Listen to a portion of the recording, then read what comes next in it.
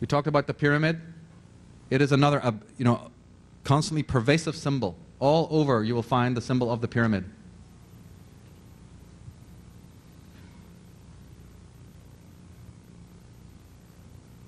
There's so many of them. One could just do a whole lecture on just the symbol of the pyramid, the red and blue degrees there again.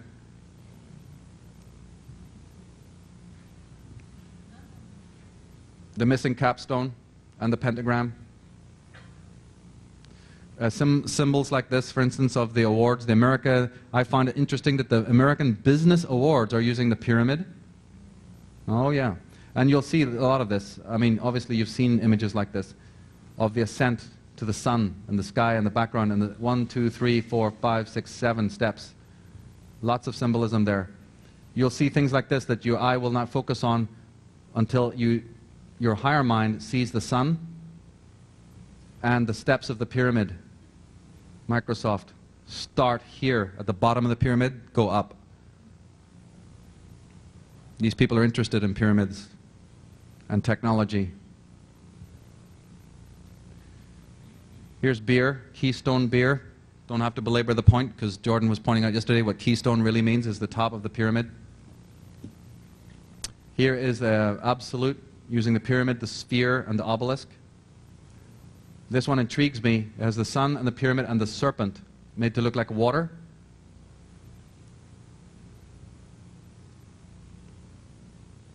Right, beer. Who owns the beer? Who owns the alcohol companies? A whole study in itself. It goes back to the pirates, but it even goes back before that to who runs these poisons, right? The tax-exempt Knights of Malta and the Knights Templar, who were tax-exempt, were the ones who opened the inns and the taverns and the bars. It's a whole interesting story, and why those bars and taverns in England are called strange occult names like the Green Dragon and the horse and, the white horse or the black horse and the rose and the crown. Ever wondered about those strange names, the plough and the stars? And why they're called arms? Anybody gone into England, you'll know that taverns are called arms, implying that it was a military order that opened them to poison the people of the world that go down there at 5 o'clock and sit there till 12 o'clock complaining about the government and drinking their brains out. Nothing gets done. That was the intention. The dissemination of poisons in our society, sugar, tobacco, alcohol, you name it, vaccinations, fluoride, is a study in itself. Possibly. Very interesting that. Yeah, we want to maybe look into that. Terminology, I love it. Words, that's how we have to start thinking. Symbol literacy. Look with the eyes of children again, the right brain. Don't let a thing slip by. In one of the great stories by Conan Doyle of Sherlock Holmes, when Sherlock Holmes was trying to talk about his technique to Dr. Watson, who couldn't get it, he said, I'll sum it up this way. He said, when you come to Baker Street to visit me, you come up the stairs every day. How many stairs are there, Watson? He goes, I don't know. He goes, you see, but you do not observe. That's all it's about. In the Bible it says, having eyes ye see not, having ears ye hear not. It's time to start watching them. Madonna, the Illuminati pyramid on her back. Camel, the Illuminati pyramids. And the man, see this? See the leg? You see how that's a human being? There's his face looking out this way. There's his chest and his arm. There's a human being there. Yeah. You have to, we could spend some time, but unfortunately we don't have it. We'll get a packet and look at it. And by the way, anybody here familiar with sacred geometry? The idea of the phi ratio and the golden section? Cigarette boxes are actually designed based on the golden rectangle. So just holding them has a therapeutic effect. Not in a good way, but in a negative way. That's one of the selling pitches they do. Not only there's opium in the tobacco and all of that. Yes, there's lots of things to create addiction, but these people are very adroit. Even the ratio of how the lid to the rest of the box and how it's opened and the arousal that comes with that. But you can use the same techniques for your own healing. These are for your degradation. Go and measure your beds at home. If you have children, discover whether their beds are based on the phi ratio or not. Because these companies that make the beds for you and the children's cots make sure that they're not based on sacred ratios, so you have restless sleep. And so you have nightmares. Chuck them out the window and do it right. Make your own beds, make them based on sacred geometry, and watch what happens to your life patterns and your sleep patterns, just from that one thing alone.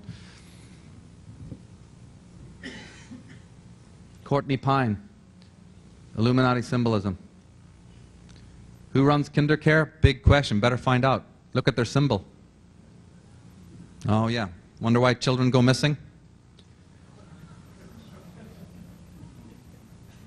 I wonder about it. Swedish bank, using the eye on the pyramid. One of the most powerful ancient symbols of Freemasonry, one of their specific, most sacred symbols to them, right? The one they don't want to tell you about a lot is what's called the double ashlar, or the double cube. It's a well-known symbol to Freemasons.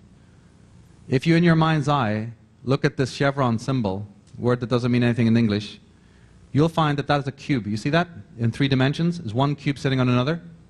And it's red and blue, like the red and blue degrees. Here it is again. The 2 cubes. The 2 cubes. The cube. Look out for this. The triple or the double cube. These chevrons, don't you find them also in the military as the chevrons? You ever wonder why those stripes were there? Private, corporal, sergeant? No, 1st degree, 2nd degree, or 3rd degree Freemason. That's all it means. Anybody who served in those forces knows you can't get very far unless you want to start shaking some hands, right? The double cube and the world. What does that symbol mean otherwise? I mean, what is it? It's a double cube on its side.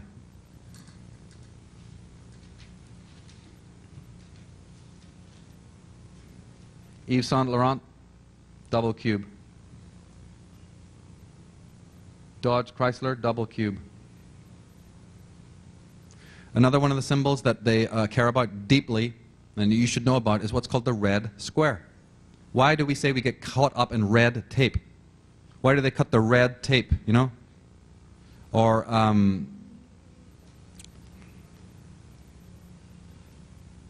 the red carpet.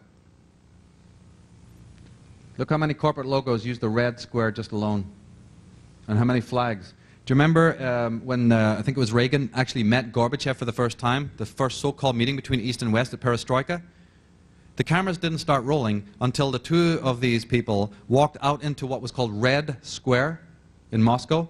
And then when they were in the center of Red Square, then they turned and shook hands for the cameras. Interesting that, I thought. Right? It's in the center of Red Square. The center of the coronation of Queen of England is on a red carpet. Vatican Center, Chair of St. Peter sits on a red carpet.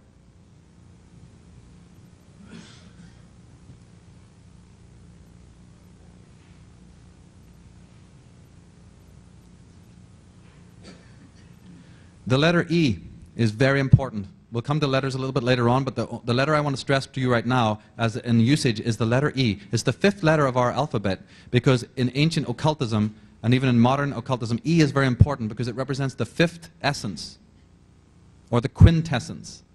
It was called epsilon. In Greek, the letter E is called epsilon, and it represents a spiritual power of transcendence, the number 5. So you will always find something in a corporate logo that will tweak the E for a reason. See that? It'll always be highlighted in some way, or separated in some way, or dropped in some way. Here you see the serpent of Intel? The serpent with the eye? Enron, yeah, good. I think I have one on Enron. Yeah, there you go. Right? It's either turned on, it'll be highlighted or, you know, stylized in some way. Pyramids. The number 5. So many groups use the 5 and the symbol of the sun. It's a big thing even in the techie world, because these telecom silicon types imagine that they're doing some occult work. The connection between the occult and the Silicon Valley is something I go into a lot in the other talks. Look at the magical symbols.